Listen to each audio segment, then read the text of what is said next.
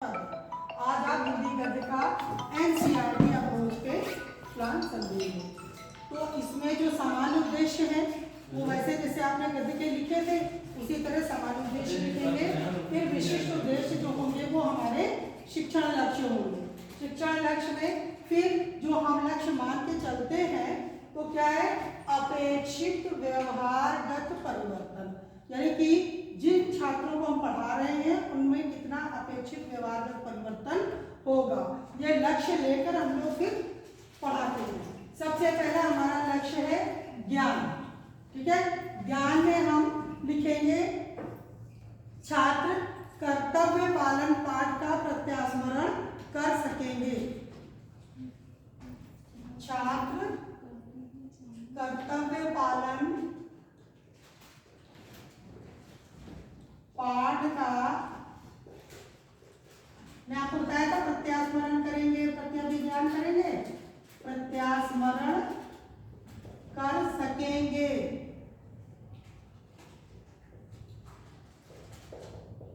ठीक है, ये क्या है हमारा 1.1।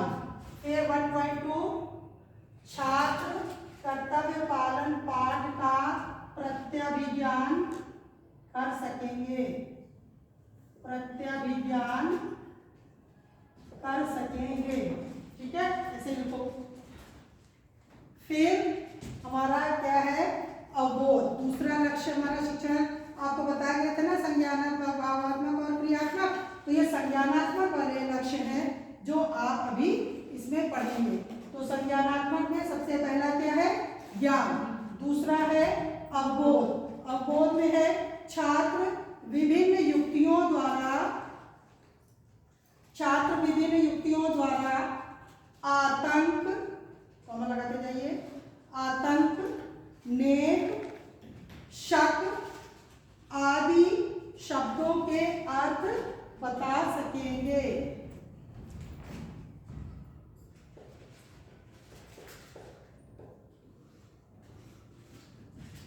आदि शब्दों के अर्थ बता सकेंगे। ये क्या है 2.1। 2.2 में हम लिखेंगे कि छात्र कर्तव्य पालन पाठ के कठिन शब्द, शॉर्ट में लिखो इतना पढ़ेगा, छात्र कर्तव्य पालन पाठ के कठिन शब्द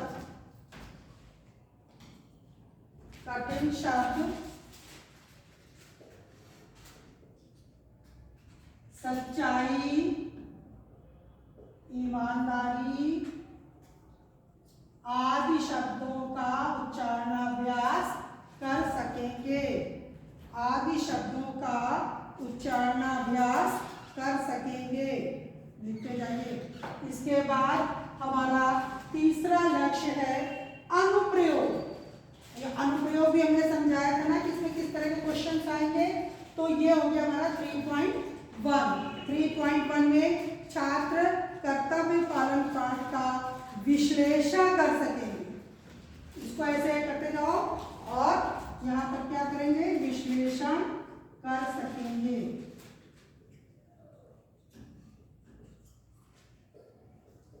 छात्र कर्तव्य पालन पाठ का विश्लेषण कर सकेंगे। फिर 3.2 है छात्र संधि, समास एवं वाक्य प्रयोग आदि के द्वारा अर्थ की पुष्टि कर सकेंगे। भाई विभिन्न युक्तियों का हम लोग प्रयोग करेंगे ना, तो क्या है, संधि, समास, विभिन्न युक्तियों के द्वारा अर्थ की पुष्टि कर सकेंगे।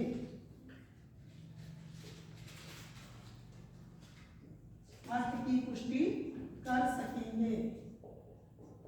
ये क्या होगा 3.2 अनुप्रयोग। ठीक है, अब इसके बाद हमारा अगला होगा कौशल। कौशल कौन से नंबर का होगा, 4.1। देखिए अभी प्रकरण नहीं पढ़ा है। ठीक है, जब आप लेसन प्लान पढ़ाएंगे तो आपको ये लक्ष्य वहां नहीं पढ़ाने हैं, ये सिर्फ आपकी कॉपी में लिखा होगा। आपका आपका शुरुआत होगी प्रस्तावना प्रश्न से ही, ये ध्यान रखिएगा, कंफ्यूज नहीं होइए। हर बात में भी आपने प्रस्तावना प्रश्न से शुरुआत की थी, उसी तरह एनसीईआरटी में भी आप प्रस्तावना प्रश्न से ही क्लास में शुरुआत करेंगे। ये सारे लक्ष्य हम लोग लेकर चलते हैं। तो कौशल ये क्या है 4.1 और 4.2। अभी हम आपको बताते हैं 4.1 में क्या करना है। छात्र कर्तव्य पालन पाठ का शुद्ध अंकन कर सकेंगे। छात्र कर्तव्य पालन पाठ का शुद्ध अंकन कर सकेंगे। ठीक है, फिर आप लिखेंगे 4.2 छात्र कर्तव्य पालन पाठ का सूक्ष्म निरीक्षण कर सकेंगे। सूक्ष्म निरीक्षण कर सकेंगे। कौशल के बाद हमारा होगा रुचि। रुचि कौन सा आएगा 5.1 और 5.2। आप ज्यादा भी कर सकते हैं 5.2, 5.3 या 4.1, 4.2, 3 इस तरह से कर सकते हैं। छात्र कर्तव्य पालन पाठ के अध्ययन में रुचि लेंगे। छात्र कर्तव्य पालन पाठ के अध्ययन में रुचि लेंगे।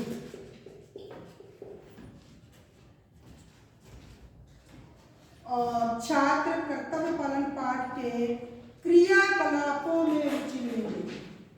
कर्तव्य पालन पाठ के क्रियाकलापों में रुचि लेंगे। इसके बाद हमारा क्या है अभिवृत्ति। ध्यान से लिखिएगा अभिवृत्ति, ये क्या है 6.1। इसमें हम एक ही लेकर चलते, एक ही लक्ष्य ले रहे हैं। तो अभिवृत्ति छात्र कर्तव्य पालन पाठ का भाव एवं मूल्यांकन की दृष्टि से अध्ययन करेंगे। भाव एवं मूल्यांकन की दृष्टि से अध्ययन कर सकेंगे। ठीक है, ये हमारे 6 लक्ष्य आ गए। कर सकेंगे। ठीक है, अब इसके बाद हमारा फिर हर बार की तरह शुरू होगा क्या चीज सहायक सामग्री। सहायक सामग्री में सामान्य पक्षोत्तरण। अगर चार्ट मॉडल कुछ है टेलर जरूर यूज करेंगे, तो चार्ट मॉडल उसको लिखेंगे चार्ट या मॉडल। ठीक है, सहायक सामग्री, फिर पूर्व ज्ञान। ठीक है, अब हमको जो पढ़ाना है कर्तव्य पालन, आपको समझ में आ गया ना कि छात्र कर्तव्य पालन के संबंध में सामान्य जानकारी रखते हैं। अब हमारा होगा प्रस्तावना प्रश्न। प्रस्तावना प्रश्न तो इसके 2 पार्ट होंगे, एक छात्राध्यापिका क्रिया और एक छात्र अनुक्रिया।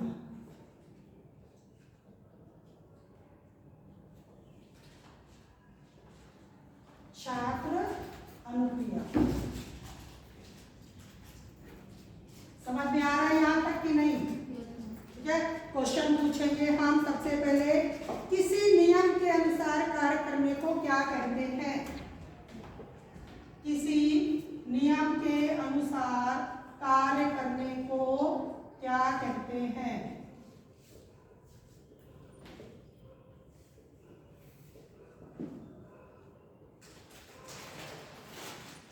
क्या कहते हैं बताइए, आंसर क्या कहते हैं। नियम पालन। छात्र अनुक्रिया में क्या होगा नियम पालन।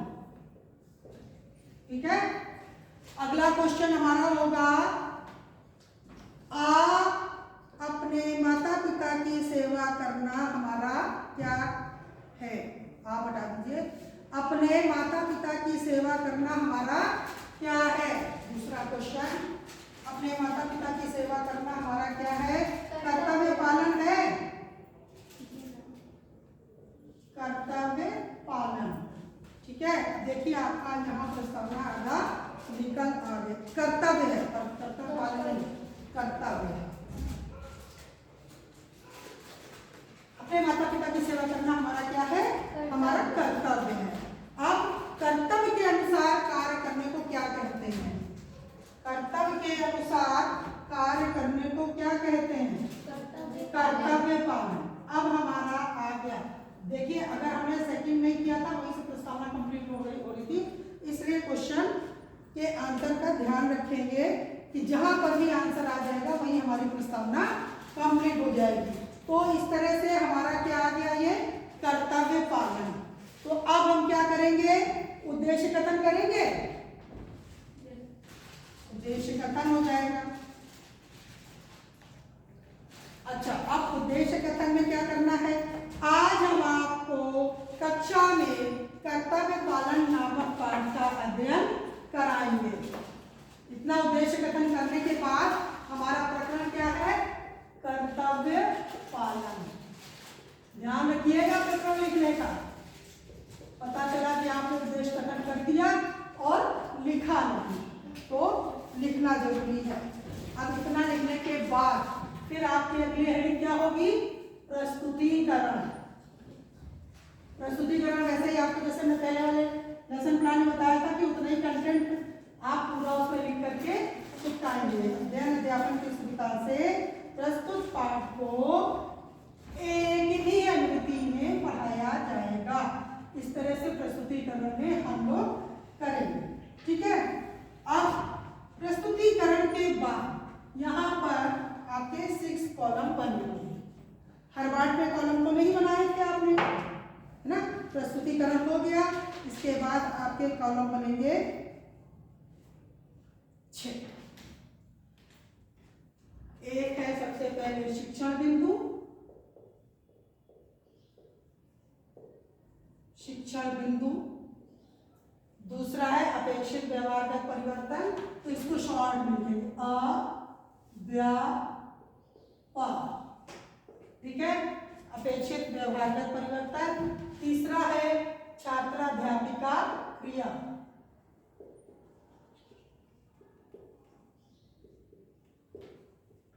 ठीक, ये आपके एक पेज में आएगा। उसी के सामने वाले पेज में आएगा छात्र अनुक्रिया,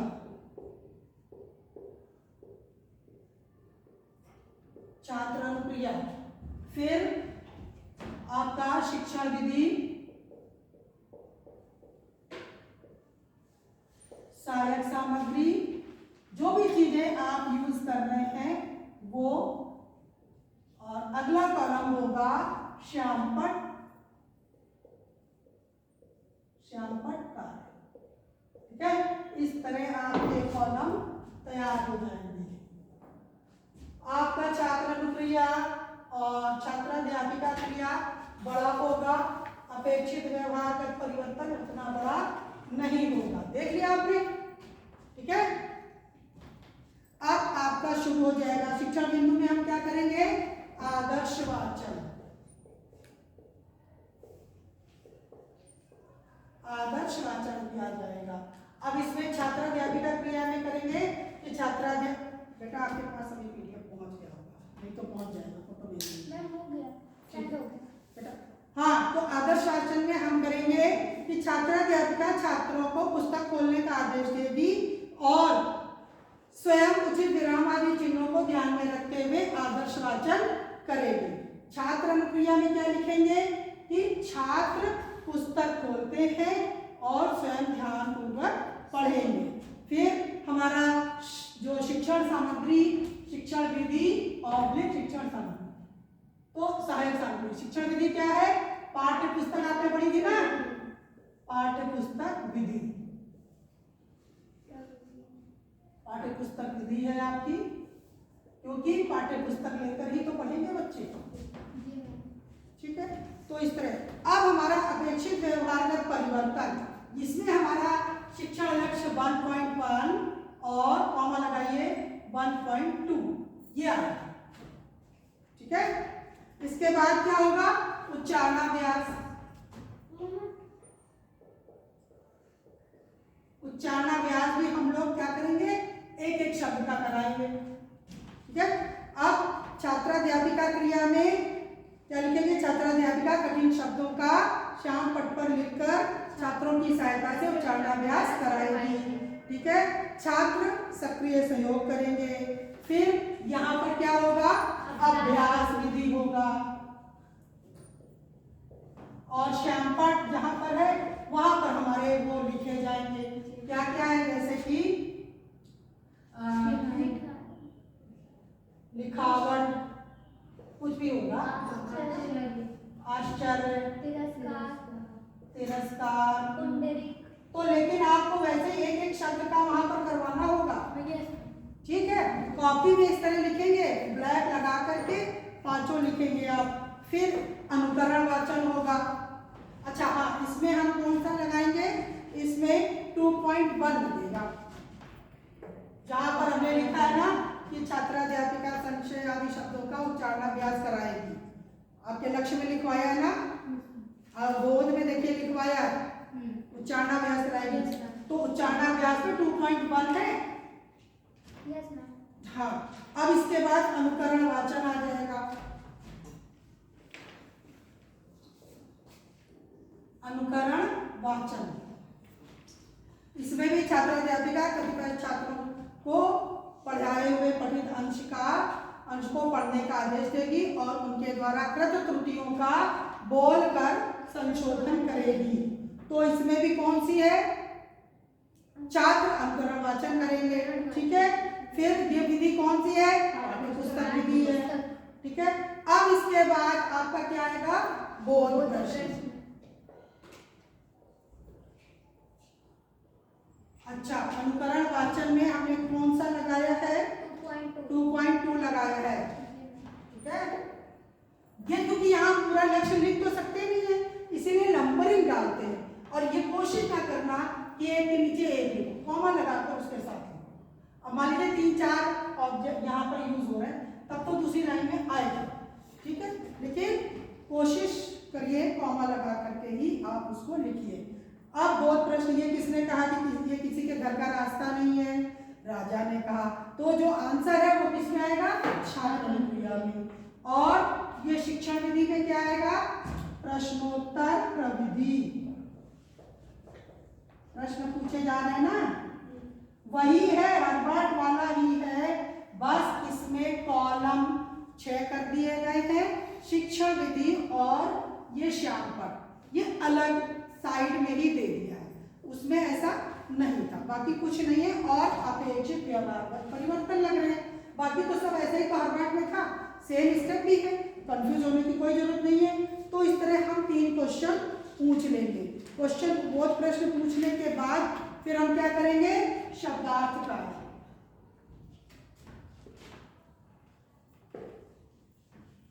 इसमें भी हम गद्य का शब्दार्थ कार्य जो करेंगे तो विधि विवरण लिखेंगे, पद्य में नहीं लिखेंगे। ठीक है, शब्दार्थ कार्य। अच्छा, आपको हमने लिखाया ना कि विभिन्न शब्दों के अर्थ बता सकेंगे, और उसमें ये भी लिखा विभिन्न युक्तियों से अर्थ बता सकेंगे।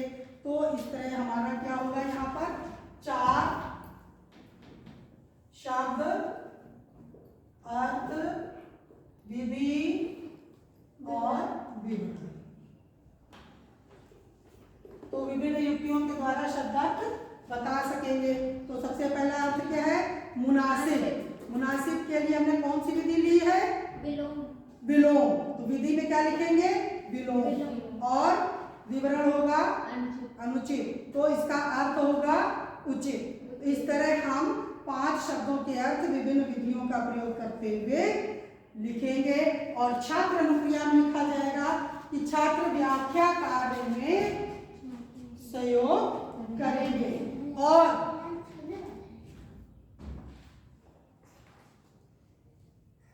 ठीक है, फिर यहाँ ब्लैक बोर्ड में क्या लिखा जाएगा? सिर्फ शब्द जो आप ब्लैक बोर्ड में करेंगे, यहाँ पर विधि विवरण नहीं लिखा जाएगा, शब्द अर्थ लिखा जाएगा। ठीक है, और शिक्षण विधि में लिखेंगे व्याख्या विधि। काठिन्य निवारण हम बता रहे हैं, व्याख्या विधि, स्पष्टीकरण विधि लिख सकते हैं, विश्लेषण विधि भी लिख सकते हैं, जिस तरह से आपने इसका बताया। तो इस तरह हम 5 शब्दों का अर्थ बताएंगे। तो इसमें हमारा कौन सा आएगा 3.1 और 2.2, 2.2 3.1 जरा देखिएगा ये लिखा गया है। अब इसके बाद हमारा अगला स्टेप होगा श्यामपट एवं निरीक्षण कार्य, श्यामपट एवं निरीक्षण कार्य। जैसे 3.1 है और 2.2 आ जाएगा। हाँ हो सकता है। तो मैम 2.2 तो मतलब अनुकरण वाचन में भी लगा हुआ है। हाँ लगता है, कई चीजों में आ कई हो सकता है। सकता हाँ हाँ हाँ हो सकता है। हाँ अनुकरण वाचन में भी लगा है और 2.1 लिखा होगा। शब्दों का अर्थ बताने में 2.1 लगा है। मैम उच्चारणाभ्यास में 2.1 है, अनुकरण वाचन में 2.2 है। हाँ ठीक है। शब्दार्थ में तो 3.1 या 3.2 आना चाहिए। नहीं ऐसा नहीं, अगर हमारा वो उसी लेवल का है 3 अनुप्रयोगात्मक, तो वो अनुप्रयोग कई चीजों में आएगा, जरूरी थोड़ी कि हम शब्दार्थ में आएगा। अनुप्रयोग हमारा शब्दार्थ में आ रहा है हमारा अनुकरण में भी आ रहा है। हम अभी क्वेश्चन आंसर पूछेंगे तो उसमें भी आएगा, ठीक है। तो कई जगह आता है, जरूरी नहीं कि एक बात वो लक्ष्य है जो, क्योंकि आपको बताया कि जो मानसिक लेवल से संबंधित होते हैं वो ज्ञान में, जो हमारे समझ के लेवल के होते हैं वो अबोध में, जो हमारे उसको अप्लाई करने वाले जो होते हैं वो अनुप्रयोग में होते हैं। कौशल जो हमारा स्किल बच्चों का स्किल डेवलप होता है उससे संबंधित है। रुचि है जब वो अध्ययन में रुचि लेते हैं, और अभिवृत्ति में आपको मूल्यांकन है। तो ये कई में आ सकते हैं, ऐसा नहीं कि एक ही में आएंगे। बात समझ में आएगी कि नहीं, फिर से पूछ लीजिए। जी मैम आगे। कोई कंफ्यूजन है आप पूछिए, ठीक। तो अब श्यामपट निरीक्षण कार्य में आप वही लिखेंगे छात्राध्यापिका क्रिया में कि छात्राध्यापिका छात्रों को श्यामपट पर लिखे शब्दार्थों को अपनी उत्तर पुस्तिका में लिखने का आदेश देगी और स्वयं कक्षा में घूम करके उनके कार्यों का निरीक्षण करेगी।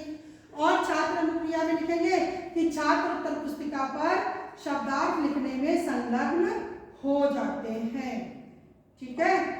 अब इसमें निरीक्षण विधि आ जाएगा, जो शिक्षण विधि है वहां पर आप क्या लिखेंगे निरीक्षण विधि, क्योंकि वो निरीक्षण भी कर रहे हैं ना, निरीक्षण विधि। अब इसमें देखिए हमने आपको उसमें लिखवाया है कि वो अंकन शुद्ध अंकन कर सकेंगे, लिखवाया है लक्ष्य, तो वही लक्ष्य इसमें आ जाएगा 4.1 और 4.2, 4.1 और 4.2, ठीक है। अब इसके बाद आपका क्या है मौन वाचन। इसमें देखिए छात्र रुचि लेंगे तभी तो करेंगे वाचन, अगर रुचि नहीं लेंगे तो वाचन कैसे करेंगे, तो इसमें रुचि वाला इसमें आ जाएगा, ठीक है। हाँ तो ये हो जाएगा 5.2 है, 5.2, ठीक। और छात्राध्यापिका छात्रों को मौन वाचन करने का आदेश देगी, सभी छात्र मौन वाचन करेंगे। पूछा था क्या करने के लिए, हमने तो पूछ लिया, क्या करें, कह दिया मैनेजमेंट को बोल दिया क्लास लेने के लिए। हाँ ठीक है। इसके बाद विचार विश्लेषणात्मक प्रश्न। मैम क्लास कितनी देर तक चलेगी? रिकॉर्डिंग चल रही है, रिकॉर्डिंग चल रही है।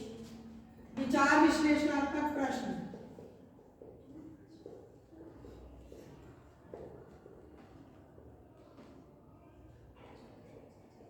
इसमें भी आप लोग इसी तरह के क्वेश्चन पूछेंगे, 3 क्वेश्चन विचार विश्लेषणात्मक पूछेंगे, और यहाँ पर कौन सी विधि होगी, प्रश्नोत्तर प्रविधि आएगी, प्रविधि लिखेंगे, ठीक है। जी मैम। अब इसमें हम कितने क्वेश्चन पूछेंगे, छात्राध्यापिका क्रिया में क्वेश्चन पूछा जाएगा और छात्र अनुक्रिया में आंसर लिखा जाएगा। किसने कहा कि अंधेरा कुछ भी परवाह नहीं करता है, बढ़ता ही आ रहा है, तो आंसर में क्या आएगा छात्र अनुक्रिया में, राजा ने कहा है। इस तरह से आप करेंगे। अब इसमें हमारा लगेगा 5.1 और 5.2। अभी देखिए आपने 5.2 में मौन वाचन में भी लगाया है, इसमें भी लगाया, क्योंकि रुचि लेंगे तभी तो वो आंसर खोजेंगे और विश्लेषण करेंगे, और उनका क्या है ये रुचि भी है, और उधर आप देखिए ये अनुप्रयोग भी इसमें, अगर आप देखिए क्वेश्चन का अगर लेवल है तो आ सकता है, अनुप्रयोग भी आ सकता है, क्वेश्चन भी आ सकता है। तो ये जिस तरह से हमारा क्वेश्चन होता है हिसाब से उसका हम ये लिखते हैं। तो हम 5 प्रश्न लिखने के बाद फिर क्या लिखेंगे,